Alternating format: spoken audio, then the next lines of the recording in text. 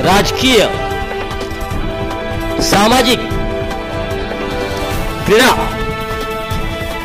सांस्कृतिक, शैक्षणिक, गुन्हेगारी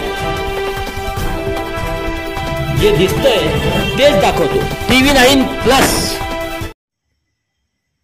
सांगली योगा प्रशिक्षक महिलेच्या इंस्टाग्रामवरील रील्स पाहून नंतर तिची ओळख वाढवून लग्नाच्या आमिषाने बलात्कार केल्याचा प्रकार उघडकीस. याबाबत माधवनगर तालुका मिरज जिल्हा सांगली येथील चप्पल व्यापारी मुकेश मनोहर नरसिंगानी वय वर्ष 39 यांच्याविरुद्ध पीडितेने सांगली शहर पोलीस ठाण्यात फिर्याद दिली आहे. मुकेशला अटक करण्यात आली आहे.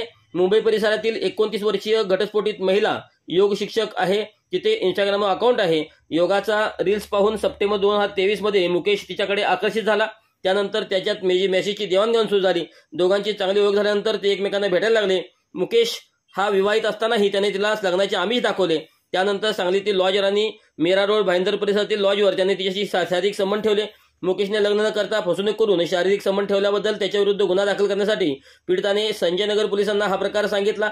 त्यानंतर मुकेशला तातडीने अटक केली.